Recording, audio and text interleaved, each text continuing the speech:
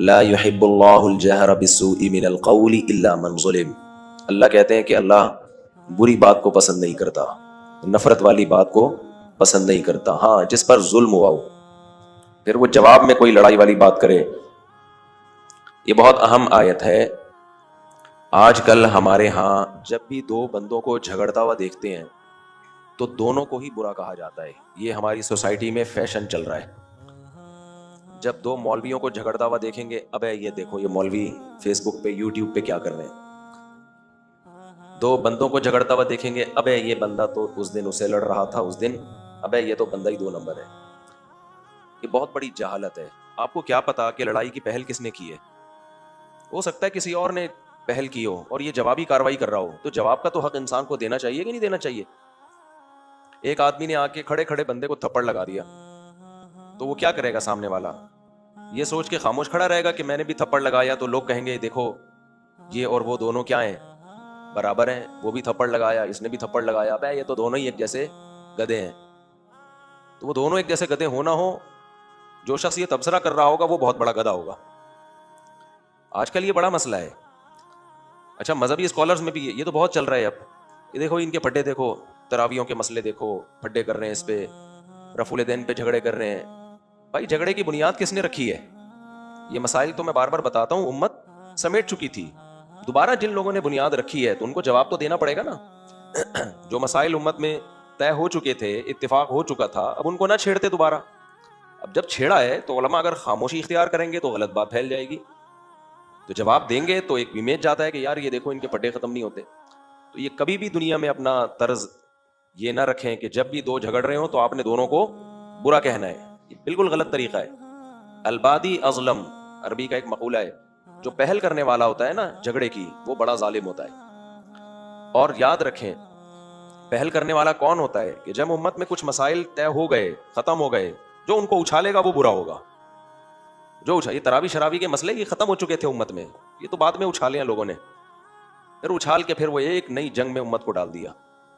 دوسری بات یہ کہ عرب میں بہت سے سنجیدہ علماء، آپ ان سے جب فتویٰ لینا کہ ہمیں کیسے نماز پڑھنی چاہیے، وہ پتہ ہے کیا جواب دیتے ہیں؟ جس ملک میں جو فقہ رائج ہو اس کے وہاں وہی 1.5 انچ کی الگ سے مسجد نہیں بنانی چاہیے، کیونکہ دلائل تو سب کے پاس ہوتے ہیں. یہ بہت ہی معتدل لوگوں کا طریقہ ہوتا ہے. اب نمازوں میں کیا ہو رہا ہے؟ عجیب عجیب طریقے سے لوگوں کو آپ نماز سکھا رہے ہو جو وہاں پر رائج نہیں ہے. گھروں میں جھگڑے، بچے باپ سے بحث کر رہے ہیں، ایک الگ جنگ میں ڈال رہے ہو آپ. بھائی اس طرح بھی ثابت ہے، اس طرح بھی ثابت ہے. تو کسی ملک میں جو چیز چل رہی ہے اس کو بلا وجہ چینج کرنے کی آپ کو ضرورت کیا ہے؟ تو اس لیے لا يحب اللہ الجہر بالسوء من القول. اسی طرح خوب سمجھ لیں سیاست میں بھی ایسا ہوتا ہے. بعض دفعہ ایک آدمی چیخ رہا ہوتا ہے، دوسرے سیاستدان کو برا بلا کہہ رہا ہوتا ہے، لوگ اس کو برا کہنا شروع کر دیتے ہیں. بھائی آپ جب گہرائی میں جاؤ گے آپ کو پتا چلے گا یہ برا اس لیے کہہ رہا ہے کہ پہل کس نے کی تھی؟ سامنے والے نے پہل کی تھی، اس نے اس کا مذاق اڑایا تھا. تو جب بھی کوئی شخص پہل کرتا ہے نا، کوئی الٹی بات کرتا ہے، تو سامنے والے کی کھوپڑی گھومتی ہے. پھر اس کو حق ہے صبر کر لے گا تو اچھی بات ہے، لیکن کہاں آج کل لوگوں میں صبر ہے. ہر آدمی کچھ نہ کچھ تو کر رہا ہوتا ہے نا.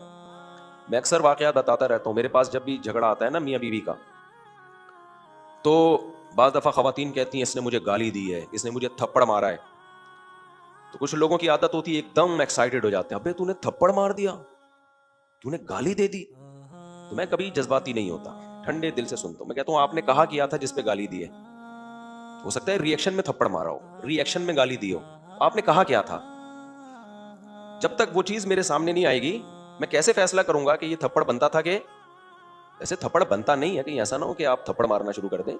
لیکن جب تک آپ کسی کا بھی تجزیہ نہیں کرتے، سامنے والی پارٹی کا بیان نہیں سنتے، تو اس وقت تک آپ فیصلہ نہیں کر سکتے.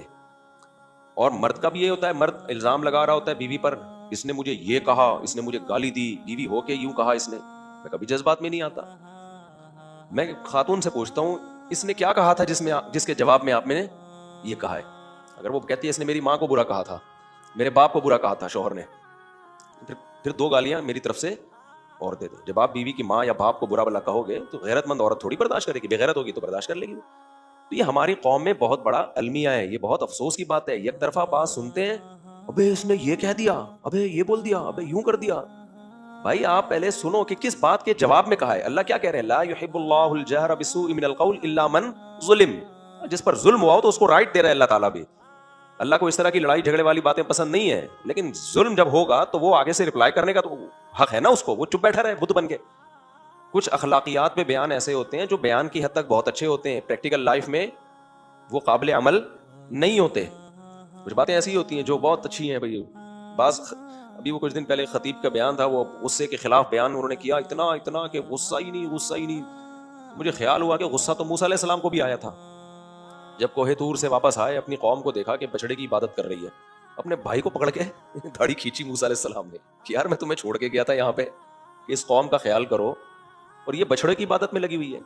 تو ہارون علیہ السلام نے کہا لا تاخذ بلحیتی ولا براسی, میرے بال پکڑ کے کیوں کھینچ رہے ہیں آپ؟ میں نے سمجھانے کی کوشش کی تھی, پٹا ہو رہا تھا تو اور لڑ پڑتے آپس میں. تو پھر موسیٰ علیہ السلام نے ان کو چھوڑ دیا.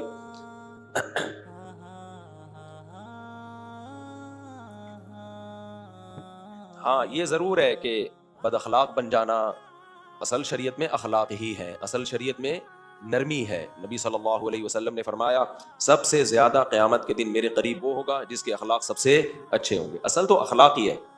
تو میرا مقصد یہ نہیں ہے کہ غصہ ہر وقت جاری کریں, بد اخلاق بن جائیں. مقصد بتانے کا یہ ہے کہ جب بھی دو پارٹیوں کے درمیان فیصلہ کرنا ہو تو دونوں کو غلط قرار دینا یا بغیر کسی کا بیان سنے ایک کو غلط قرار دے دینا یہ شریعت کا طریقہ نہیں ہے. ٹھنڈے دل سے بات سنیں, اس کے بعد فیصلہ کریں کہ کون صحیح ہے اور کون غلط ہے.